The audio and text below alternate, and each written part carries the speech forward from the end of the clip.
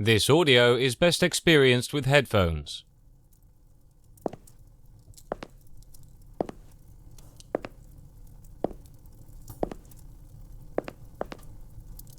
Hello there, stranger. Welcome back to my little corner of the internet. I am the Laughing Rook, and as always, it is a pleasure to have you. Today's tale is a deeply perturbing look at our greatest enemy, time. So come, take a seat, smash that subscribe button and join me by the fire. Written by Peter Frost David, our story today. If you're armed and at the GLENMONT Metro, please shoot me.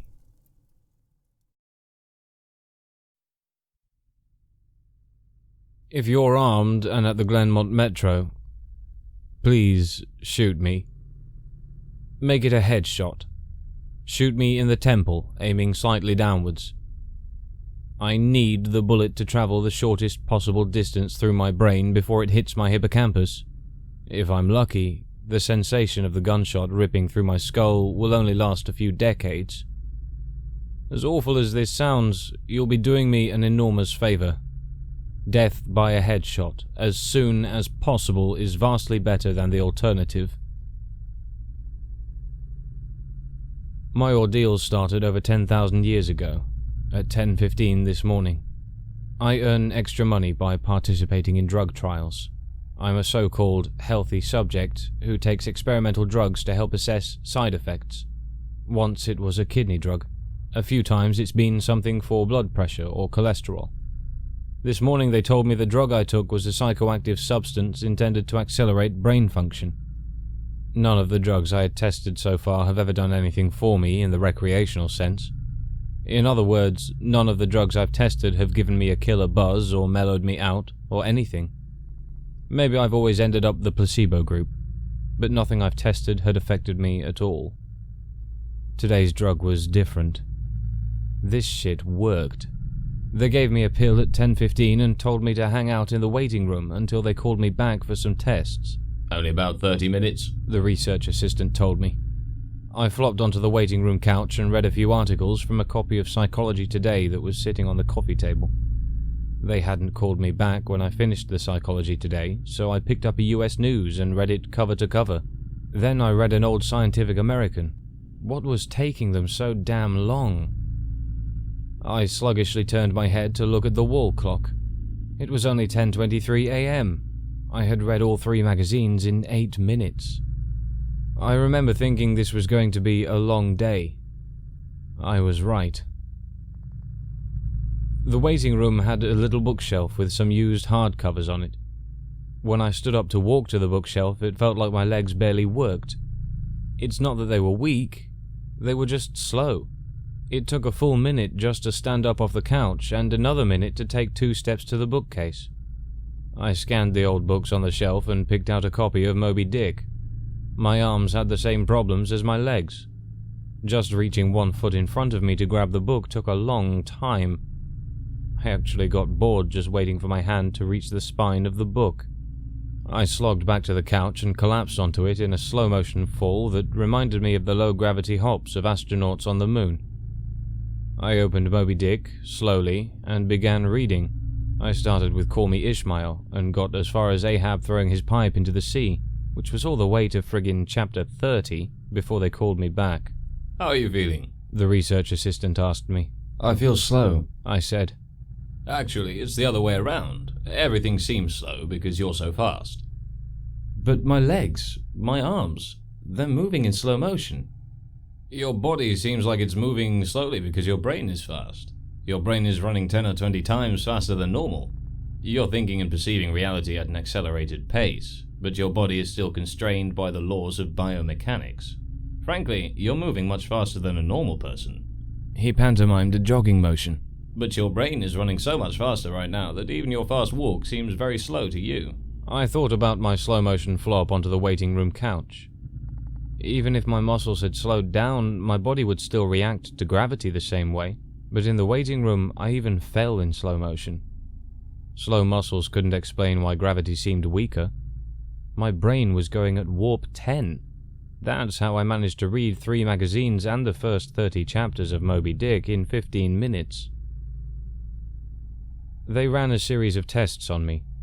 The physical tests were fun. They made me juggle 3 balls, then 4, then 6.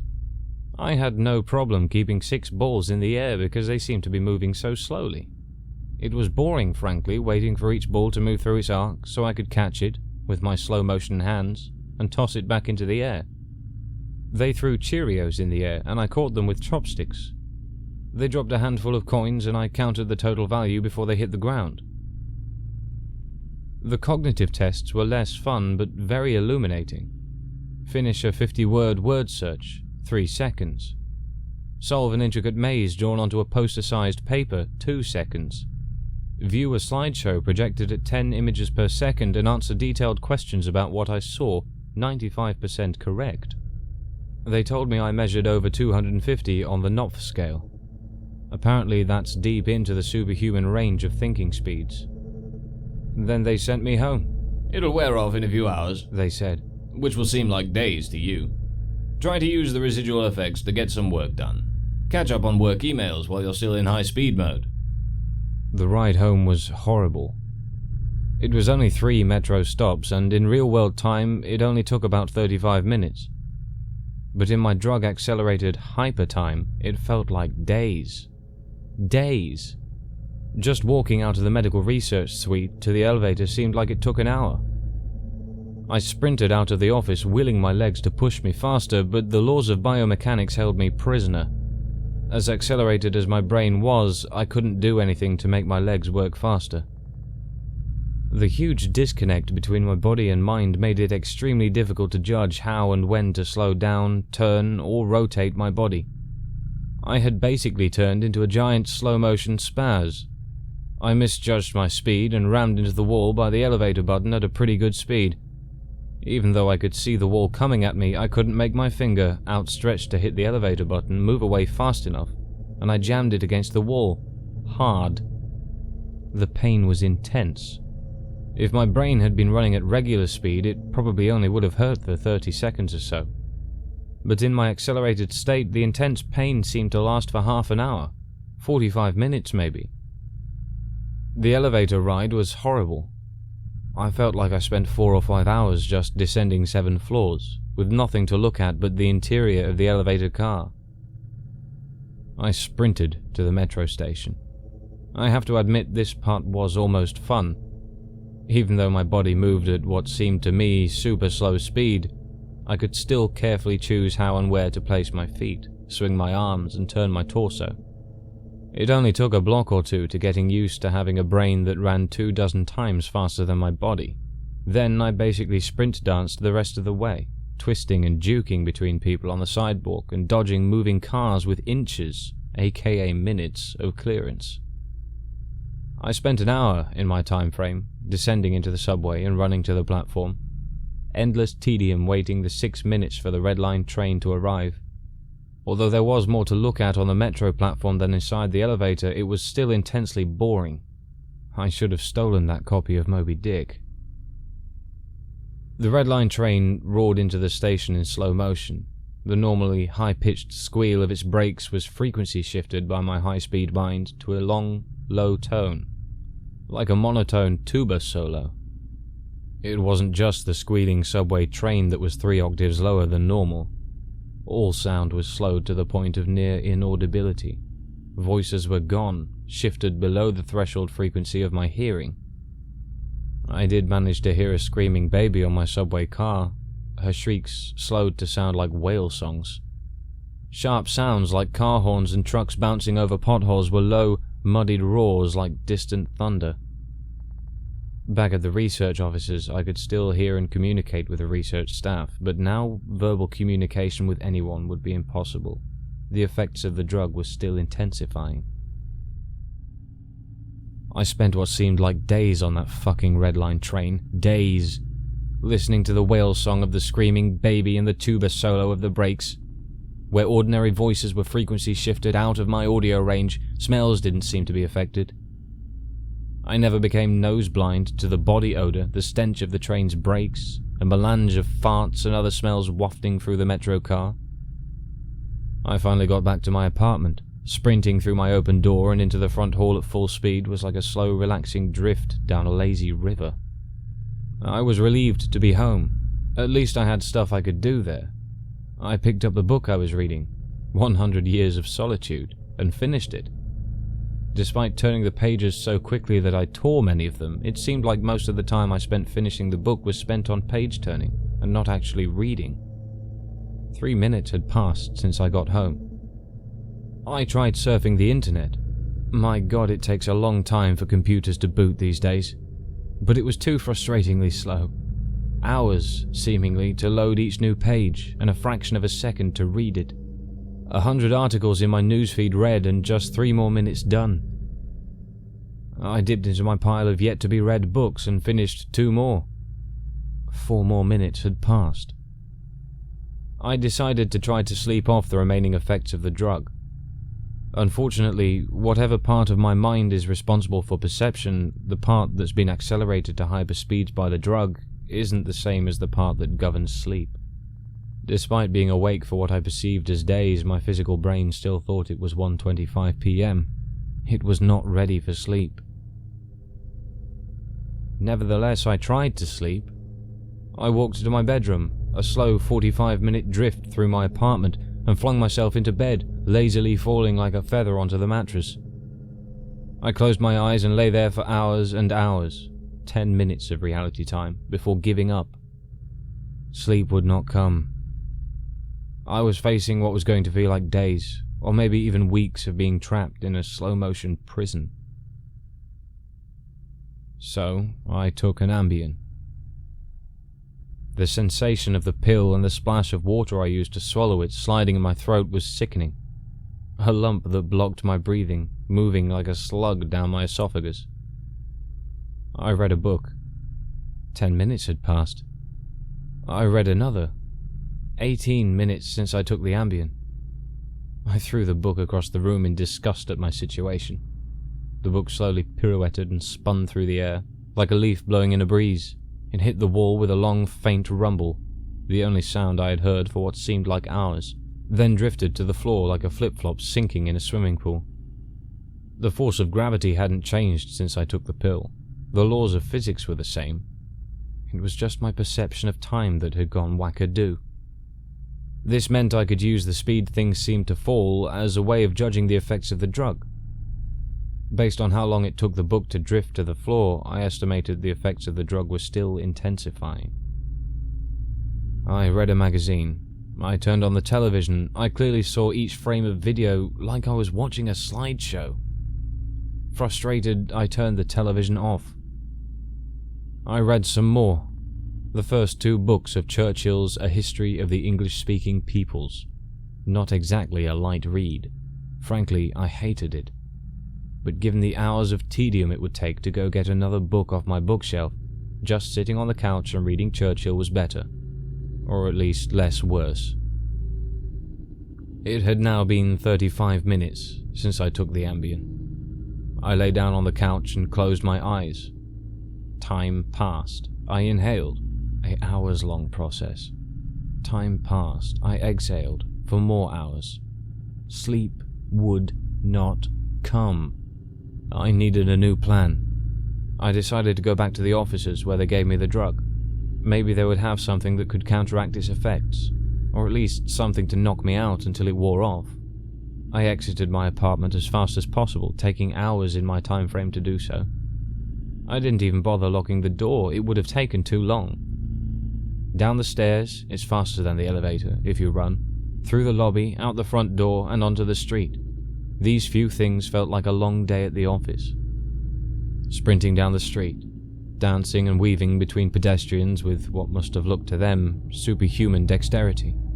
Down the first flight of stairs at the metro, across the landing another hour, then onto the second flight of stairs.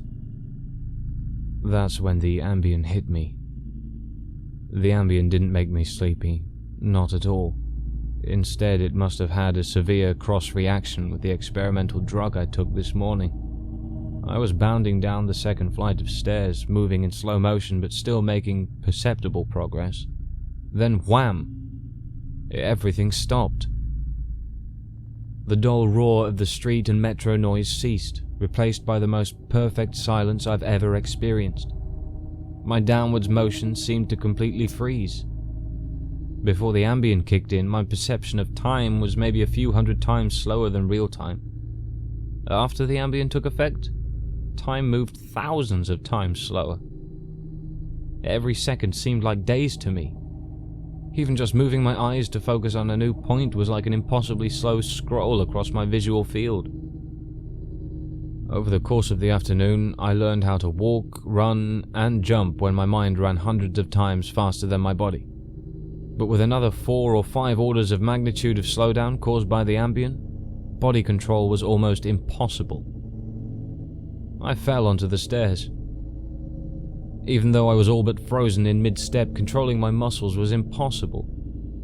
I commanded my foot forwards for hours, then backwards for hours more when it seemed like I would miss the next step. Hours attempting to adjust the angle of my ankle, then readjusting when it felt wrong. Despite these efforts, I rolled my ankle on the next step. The pain wasn't at all mitigated by the slowness. Hours of increasing strain on my bent ankle. The nerve signals that send pain into the brain must work differently than the nerves in my ear. Sonic energy was spread out over time, diluted until it was imperceptible. Pain flowed into my brain undiluted by the change in my perception of time. Hours and hours of increasing weight on my turned ankle turned into hours of increasing pain upon increasing pain. I pitched forwards, my high-speed mind completely unable to control my low-speed body. I drifted downwards for days, managing to rotate my torso enough to keep my head from impacting the ground first. I eventually landed on my right shoulder. At first, the impact wasn't even noticeable. Then I felt a slight pressure in my shoulder as it came in contact with the ground. The pressure grew, bringing increasing pain for hour upon hour. My shoulder finally gave out, popping out of its socket with an endless, sickening tug. I came to a stop days later, crumpled onto the ground, staring at the ceiling. The pain in my shoulder still screaming with the intensity of a fresh, violent injury. I had plenty of time to think during that fall. If every second seemed like days to me, then each minute of real-world time would be like years. Even if the drug cleared out of my system in the next 2 or 3 hours, this nightmare would seem to last centuries. By the time I hit the ground, I had a plan. I would somehow get to the platform and throw myself in front of a train. I twisted onto my hands and knees, days of my dislocated shoulder crying for relief. I misjudged my rotation and rolled onto my back. I tried again, collapsing onto my face as I tried to figure out how to control a body that moved slower than grass grew. Weeks of effort were finally rewarded with success. I stabilized on my hands and knees. If just getting on all fours was this difficult, I figured that walking or running was completely out of the question. So I crawled. I crawled through the metro tunnel. The dumb looks on the faces in the crowd lingered on me for weeks. I crawled under the turnstile and onto the escalator. The escalator spilled the rush hour crowd onto the platform at the same speed a glacier spills ice into the sea. I looked out over the crowded platform during my interminable downward ride.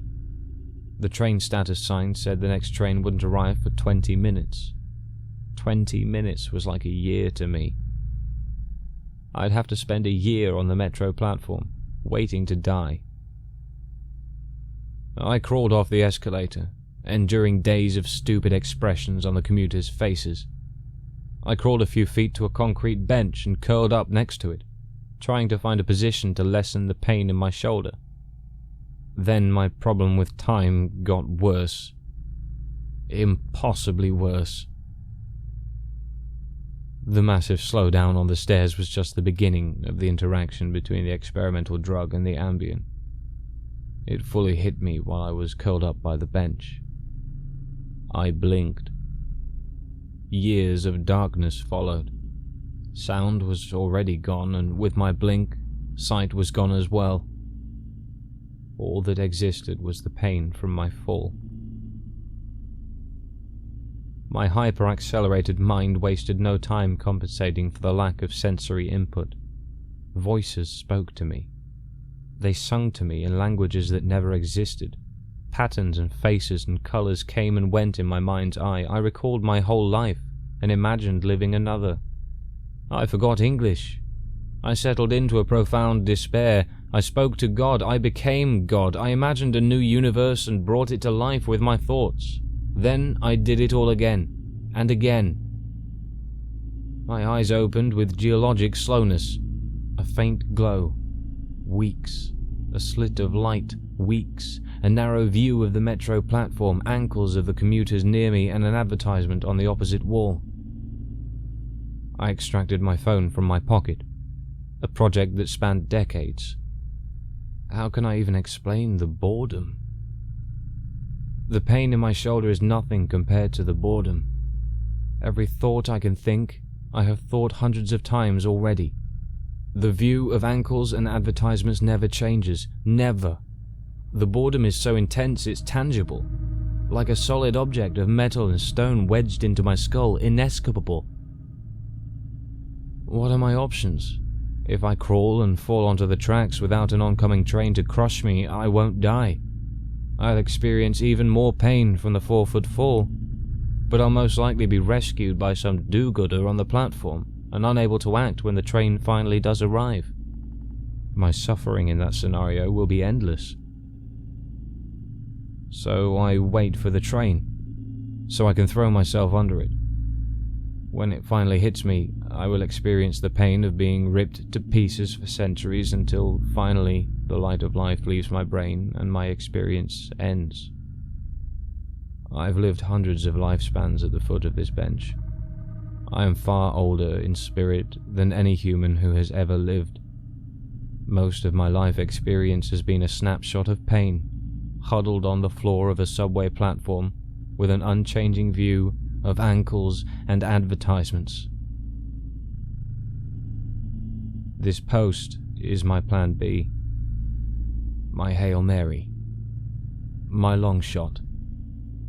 I've spent lifetimes typing and posting this message in the hope that someone will read it and become convinced that my suffering must end. Someone on this platform, right now. Someone who will find the man curled under the bench, the man who crawled down the escalator, and kill him as swiftly as possible. A bullet to the temple. If you're armed and at the GLENMONT Metro, please shoot me.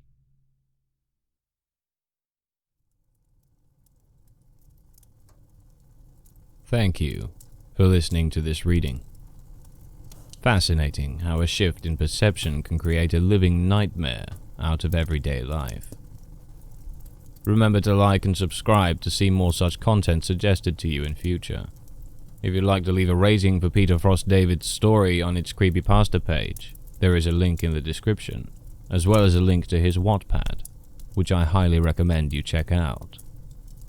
If you'd like to join my Discord server and submit something to read or make a suggestion for a future video, there's a link for that, too.